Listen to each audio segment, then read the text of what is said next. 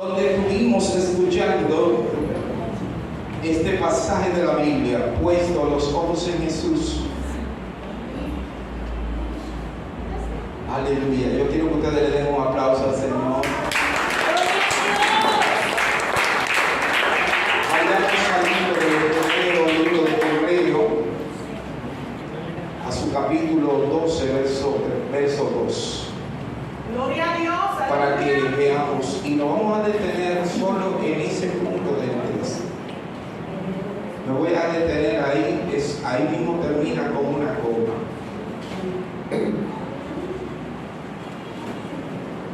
Aleluya. Gloria a Dios. Aleluya. Gloria a Dios, amén. Amén. Puesto los ojos en Jesús. Amén. Vamos a volverlo a leer. Si le podríamos poner Hebreo capítulo 12, verso 12. Amén. Amén. Puesto los ojos en Jesús. Amén. Leemos 12, verso 2. Gloria a Dios. Lo voy a leer el verso completo, pero le aseguro que no voy a andar mucho, voy a andar alrededor del texto. Oiga como dice, puesto los ojos en Jesús, el autor y consumador de la fe, el cual por el gozo puesto delante de la cruz, delante, sufrió la cruz, menospreció el oprobio y se sentó a la diestra del trono de Dios. Padre, gracias por tu palabra en el nombre de Jesús. Amén. Gloria a Dios. Amén y amén. Puedo decirle que comencé a batallar de una manera tremenda con este texto bíblico, puesto que yo dije, tantas personas hablaron del texto y yo dije, ¿por qué tengo que volver a tocar el texto si ya tantas personas hablaron de distinta manera y lo hicieron de qué forma? Por lo menos escuché uno de los predicadores que decía que iba a utilizar el método expositivo de la predicación, y hubo otro que utilizó el texto temático, o sea, la predicación temática. ¿Sabe que existen tres tipos de mensajes de predicación? Tres tipos de mensajes de predicación. Y uno de estos tipos de mensajes de predicación es textual. Hay uno que es temático, otro que es textual y otro que es expositivo. Cuando hablamos del texto textual, o sea, hablamos de un mensaje textual, es donde el predicador enfatiza en el texto en que está leyendo, en el texto leído. Cuando es temático, el predicador se cimenta en el tema, o sea, el tema que quiere enfocar. Y cuando es expositivo, el predicador hace una exposición del texto y da a comprender el texto, pero lo que hace es una exposición del texto. Entonces, en este día, yo lo que voy a hacer es hacer una predicación textual. Amén. O sea, yo me voy a basar en el texto bíblico. Para nosotros hacer este tipo de predicación textual, se debe tomar en cuenta distinto contexto. Estoy como si fuera dando clase bíblica ahora. Se debe tomar en cuenta lo siguiente. Número uno, cuando yo estoy haciendo una predicación textual, entonces debo tener en cuenta primeramente los distintos contextos en que se dieron y se desarrollaron el texto. Mejor dicho, de otra palabra, la razón por la cual se dijo lo que se dijo. Eso es, entonces ahí para nosotros conocer y comprender cuál es la razón por la cual se dijo esa palabra, entonces nosotros tenemos que hacer distintos énfasis, que es lo que se le llama buscar los distintos contextos en el cual se desarrolló el texto. Y hay 5 o 6 contextos en los cuales, o 7 contextos que se desarrolla un texto. La primera parte o la primera forma de la cual se desarrolla un texto es en la historia, el tiempo en el que se desarrolló. El contexto social, lo que estaba envolviendo en el momento. También tiene que ver el contexto literario, que es el tipo de literatura que se utilizó para hacer la comunicación. También se da otro caso, otro contexto es el contexto, después del contexto literario, el contexto intelectual de quien expone el texto, o sea, la persona que hace la exponencia. A esto se le llama contexto intelectual, porque la persona que está exponiendo el texto tiene una capacidad intelectual, y como dice la palabra de Dios, nadie puede dar lo que no tiene, y nadie puede enseñar lo que no sabe, y nadie puede dar a entender lo que no entiende. Entonces, por esa razón, hay un contexto intelectual.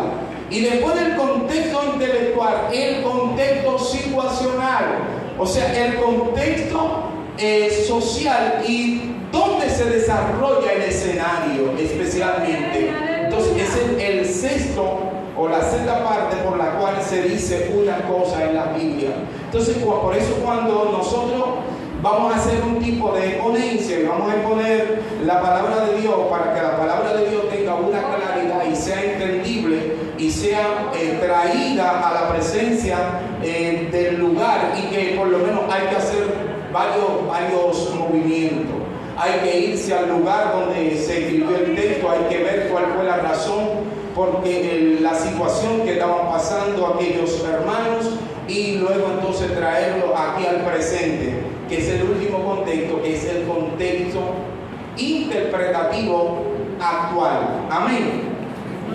Entonces, mis amados hermanos, en este día yo quiero hacer esa exposición de la palabra de Dios basado en el contexto, en el tema textual, o sea, en el tema textual. Y voy a hablar solamente puesto los ojos en Jesús.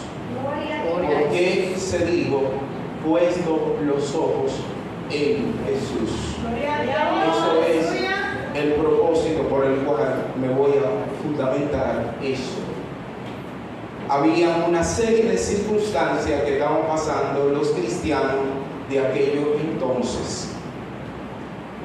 Dicen los exégetas o los exponentes de los textos bíblicos que los cristianos de aquel entonces estaban pasando por una persecución, los cuales algunos pretendían querer volverse del cristianismo al judaísmo. Esa era una. Otros cristianos habían perdido el deseo de congregarse y ya no tenían deseo de congregarse. Entonces habían decidido no congregarse, puesto que había una situación para ellos que no les estaba yendo como ellos querían. Entonces también había una persecución de los cristianos. Dice que el texto se escribe alrededor de los años 60 después de Cristo. Los años 60, 66, 70, o sea, 60, 66 después de Cristo. Cuando analizamos la historia y analizamos los acontecimientos que se estaban dando en aquel momento, era que Nerón había determinado perseguir a los cristianos al extremo que el apóstol Pedro y el apóstol Pablo fueron muertos en esa persecución según la tradición. Dice que Pablo fue decapitado y especialmente fue muerto. Parece que siempre a los cristianos, que el día pasado alguien estaba diciendo que cuando mataron a Santiago, lo decapitaron, le gustó al pueblo. Parece que la gente quería seguir utilizando esa política de matar a los cristianos para agradarle a las gentes. Y especialmente era una de las cosas que estaba haciendo Nerón. Pero a Nerón no le pasó así, porque a Nerón lo que le pasó fue que Nerón hizo un desacato, que había quemado 13 aldeas en el pueblo de Roma, y entonces había culpado a los cristianos de que los cristianos fueron los que le metieron fuego a esas aldeas. Entonces, estoy diciendo aldea por no decir 13 ciudades, 13 comunidades. Entonces, Nerón en una ocasión dice que él se subía en una torre a tocar, y allí para ver cómo se prendían la casa y cómo prendían, entonces estaba haciendo eso. Según algunas informaciones, dice que Nerón posiblemente estaba delirando, pero él se defendió de la acusación que se hizo, aunque al final de la jornada Nerón no le fue bien. En los años, por lo menos en los años, el año 60, 68, fue la destrucción del templo, y hasta ese tiempo fue que Nerón estuvo gobernando como gobernador del Imperio Romano. Entonces todos estos acontecimientos estaban pasando, y por lo tanto los cristianos estaban desertando. Dice que este libro fue escrito posiblemente para los cristianos judíos, no parece ser que no fue para gentiles, sino para los cristianos judíos, pero en realidad fue escrito para todos. Y por lo tanto, ahora vamos a entrar en el contexto del texto bíblico. Para llegar a este contexto del texto bíblico, usted se va, por ejemplo, al libro de los Hebreos, y usted se va al capítulo 10 del libro de los Hebreos, y usted se dará cuenta de algo que estaba pasando allí. Por ejemplo, aquí hay una parte que el escritor de los Hebreos hace lo siguiente relato. Por ejemplo, él dice así: porque es necesario la paciencia para que, habiendo hecho la voluntad de Dios, obtengáis la promesa. Porque aún un poquito, el que ha de venir vendrá y no tardará, mas el justo por la fe vivirá. Todo esto lo está haciendo para motivar a los cristianos, para que, como decía el hermano José Luis en un mensaje, aguanta un poquito. Lo que estaba diciéndole era que el momento era inminente para ellos, y que el tiempo que le apremiaba, que deberían esperar un tiempo, que deberían permanecer quietos, porque el Señor, tarde o temprano, el Señor iba a venir en su favor. Y luego le escribe en el versículo 39, pero nosotros no somos de los que retrocedemos para perdición, sino de los que permanecemos, sino de los que tienen fe para permanecer y preservación del alma. Entonces, eso fue así termina el versículo 39 del capítulo 10 del libro de los Hebreos. Luego, para comenzar a hacer una lista, primeramente no para hacer una lista, sino para llegar a una definición, y luego le dice: es la fe, la certeza de lo que se espera, la convicción de lo que no se ve, porque por la fe alcanzaron buen testimonio los antiguos. Es pues la fe, la certeza de lo que se espera y la convicción de lo que no se ve, porque por ella alcanzaron buen testimonio los antiguos. Por la fe entendemos haber sido constituido el universo, de modo que lo que se ve fue hecho de lo que no se veía. En otras palabras, lo estaba motivando a que se mantuvieran tranquilos, a que se mantuvieran quietos. Y luego, después de haberle dicho que se mantengan quietos, entonces agarra una serie de personas que aquí podríamos decirle una serie de individuos que habla acerca de los héroes de la fe. Gloria a Dios. Entonces, por ejemplo, él comienza diciendo en el versículo 4, por la fe Abel ofreció a Dios más excelente. Fíjense que comienza por Abel. ¿Por quién es Abel? La segunda, la tercera persona, la cuarta persona que se presenta en la historia de la humanidad. Entonces comienza desde ahí relatando para que los creyentes de aquel lugar entiendan, y le comienza haciendo una redacción de la vida de cómo este hombre agradó a Dios, y dice: por la fe Abel ofreció a Dios más excelente sacrificio que Caín su hermano, por lo cual alcanzó testimonio de que era justo, dando Dios testimonio de su ofrenda, y aún muerto habla por ello. El versículo 5 sigue: por la fe Noé, que es el otro héroe de la fe. Por la fe Noé, por la fe que no fue traspuesto para no ver muerte. Fíjense que habla de la otra persona quien agradó a Dios y quien dio testimonio de Dios. Y así por el estilo, mis amados hermanos, alabado y bendecido sea el nombre del Señor. Él presenta todo este tipo de cosas y luego le dice: pero sin fe, en el versículo 6, es imposible agradar a Dios. Mire, el versículo 7 identifica a Moisés como hablando por la fe. Y fíjense que lleva una secuencia de los distintos hombres de Dios que se mantuvieron. Noé es primero que Abraham. Gloria a Dios. Hago esa pregunta. ¿No es primero que Abraham? ¿Es familia Abraham de Noé?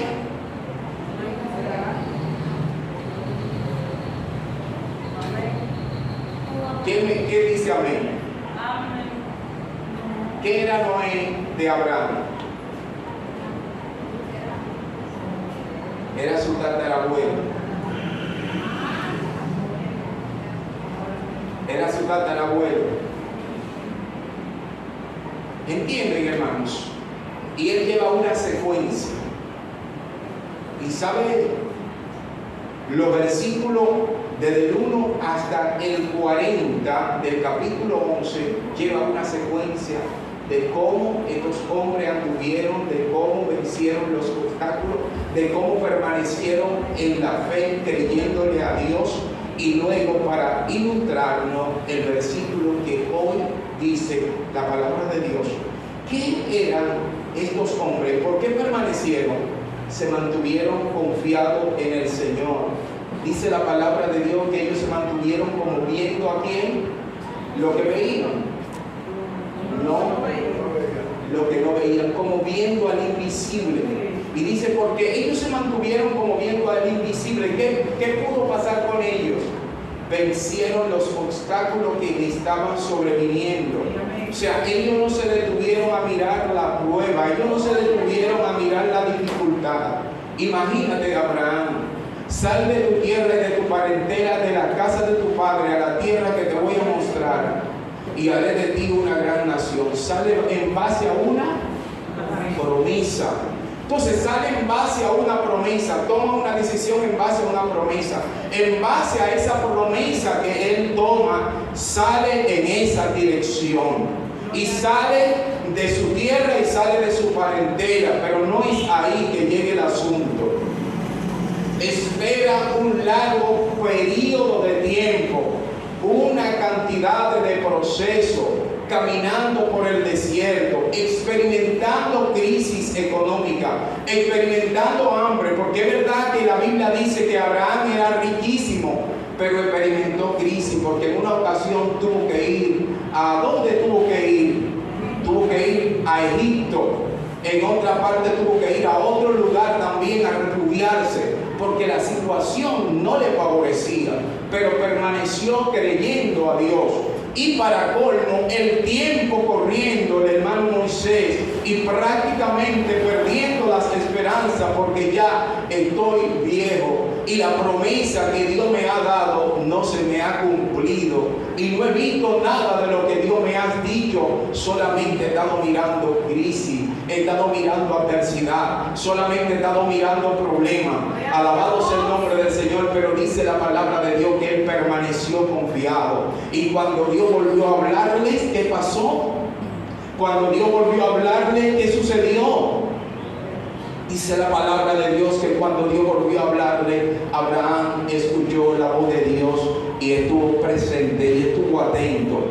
Ya podía decir Abraham: mira, me hiciste salir de mi casa, me hiciste salir de mi pariente, me tuve que separar de mi sobrino Lot, y he tenido que hacer una cantidad de cosas, y no he visto nada de lo que tú me has dicho, que tú ibas a hacer de mí una gran nación y que me iba a dar un hijo en el cual van a ser benditas toda la familia de la tierra.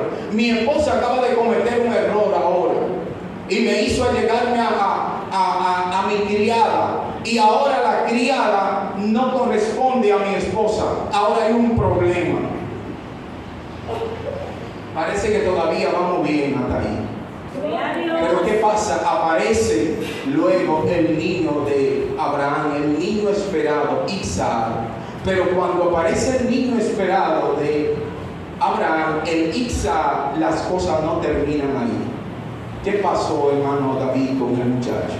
No le propone que se lo sacrifique. Ay, mamá, aleluya. Sacrifícame a tu Isaac, porque quiero que me lo sacrifique. Entonces estamos mirando el proceso por el cual Dios muchas veces lleva a su pueblo, y estaba experimentando el pueblo, estaba viendo la iglesia, aquellos hermanos, y el Señor, los hermanos le están haciendo el recuento de cómo habían experimentado, de cómo habían vivido los patriarcas, de cómo habían vivido los padres de la fe, de cuántas adversidades habían experimentado. Entonces dice, algunos de ellos fueron aserrados, como el profeta. Según la tradición dice que el profeta Elías lo metieron en un tronco de madera, y en el tronco de madera ahí fue aserrado. Y dice la palabra de Dios, los hombres de Dios muchas veces mueren de una manera triste, de una manera dolorosa, de una manera lamentable. Y dice la palabra del Señor que estos hombres experimentaron este tipo de muerte. ¿Sabe por qué que le hace este recuento el escritor de los Hebreos a los hermanos? Para que la fe de ellos siga firme, para que su fe no cambie, para que no cambie su confianza en el Señor. Y luego entonces, después de haberle hecho toda esta ilustración, después le dice: por tanto, nosotros también, teniendo en derredor nuestro tan grande nube de testigos. ¿Cree usted que los testigos a los cuales estaba haciendo referencia el escritor era a la gente que lo estaba mirando? Hay muchas veces que hay una cantidad de personas que creen, que dicen que nosotros tenemos muchos testigos que lo están mirando. No era esos testigos que se estaba refiriendo. Gloria a Dios. Él estaba haciendo una referencia a esos hombres que dieron su vida, a esos hombres que vivieron adversidades grandes, a esos hombres que vivieron, que experimentaron tropiezo, a esos hombres que experimentaron muerte, a esos hombres que murieron y que fueron rechazados. A esos son los testigos a los cuales él se refiere. Y dice: nosotros, teniendo alrededor nuestro tan grande nube de testigos, despojémonos de todo peso del pecado que nos asedia. Aleluya. Y luego dice: y corramos con paciencia la carrera que tenemos por delante. Y luego le dice: puesto los ojos en Jesús. Gloria a Dios. Otra vez. Gloria a Dios. Puesto los ojos en Jesús. Y toma la ilustración de Jesús. Gloria a Dios. Aleluya. ¿Cuál es la ilustración de Jesús? Aleluya.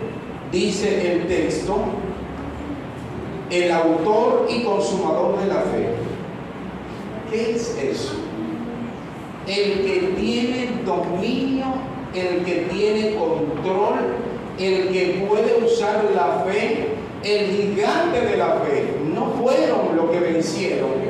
Jesús es más que lo que vencieron en todo la travesía, en todos los trayectos, en toda la adversidad que tuvieron. Jesús es el dueño de eso. Amén. Jesús es el autor de eso. Jesús fue quien lo fortaleció a ellos. Jesús fue quien le dio confianza para que en medio de la adversidad, para que en medio del desierto vieran del otro lado la victoria, para que cuando estuvieran en el desierto no se murieran en el desierto, sino que dijeran: nosotros vamos a cruzar el desierto. Amén. Aleluya. Fue Jesús. Y entonces le dice: puestos los ojos en Jesús, el autor y consumador de la fe. Y ahora escuche algo de lo que dice.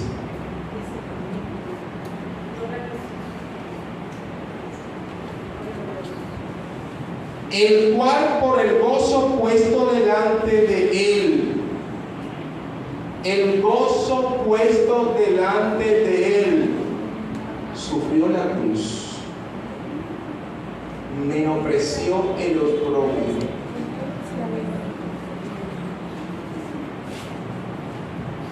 y se sentó a la diestra de Dios. Aquí hay tres cosas dignas de analizar. Número uno, sufrió la cruz. Sufrió la cruz. ¿Qué es eso? Gloria a Dios. La cruz es el estado más horrible que podía experimentar una persona. Mejor dicho, es el castigo máximo que se le podía dar a un individuo en aquellos tiempos. Gloria a Dios. Es como si habláramos la silla eléctrica, que ya no sabemos si existe la silla eléctrica. Hay otro que se llama la inyección letal, que es una inyección que le ponen a la persona para que la persona muera. Hay otro tipo de muerte que le dan también, una muerte que usted se va muriendo lentamente, pero se va muriendo. Entonces, en aquellos tiempos, la cruz era la muerte más horrible que se le podía dar a una persona. La historia de las Sagradas Escrituras dice que cuando a la persona lo crucificaban, la persona podía durar varios días en la cruz. Por eso Jesús entregó la vida antes de morir en la cruz. Pero la persona podía durar varios días en una cruz allí. Y en la cruz la persona moría asfixiándose poco a poco. Porque era esa una de las formas como moría una persona crucificada. Con el peso de su cuerpo, los pulmones comenzaban a agotarse poco a poco, entonces la persona comenzaba a morir. Y podían durar hasta 4 días en una cruz una persona. Pero el Señor Jesucristo entregó y dice: pero Él sufrió la cruz. Él no le importó tener que ir a una cruz. Él no le importó el dolor que iba a padecer. Él no le importó, dice, que cargó el peso del pecado. Lo más horrible que pudo experimentar el Señor no solamente fue una cruz, sino tener que cargar lo que es el pecado, la morbosidad, la lascivia, la inmoralidad, la corrupción que usted y yo hemos cometido. Todo esto Jesús lo llevó en su vida. Cuando dice el texto bíblico que Jesús le dijo al Señor de esta manera: Padre, si es posible, pasa de mí esta copa. Algunos teólogos dicen que Jesús no estaba haciendo referencia al sufrimiento, a la muerte. Él estaba haciendo referencia a la suciedad que puede experimentar una persona cuando usted comete un pecado. Cuando una persona de dignidad, cuando una persona respetuosa se ve envuelto en actos de inmoralidad, yo no sé cómo a la gente no se le caen todos los cabellos de la cabeza. Yo no sé cómo a la gente no mete la cabeza en una funda y trata de que no lo vuelvan a ver nunca más. Pero cuando una persona que ha sido íntegro, cuando una persona que ha caminado correctamente delante de Dios, usted se tiene que ver en una situación de un escándalo social, de un escándalo de inmoralidad. Eso es duro, mis hermanos. Eso es penoso. Eso es lamentable. Gloria a Dios. Para una persona de integridad y para una persona de respeto y para una persona de una alta moralidad o de la más alta, el más alto estandarte de la moral que lo tenía nuestro Señor y Salvador Jesucristo, Él tuvo que cargar todo ese peso de pecado y de corrupción que la humanidad comete, porque el más vil pecador, Jesús cargó con el pecado del más vil. Gloria a Dios. Y encima de eso cargó con todas las enfermedades de nuestros cuerpos. Él realmente estaba cargando un yugo bien pesado.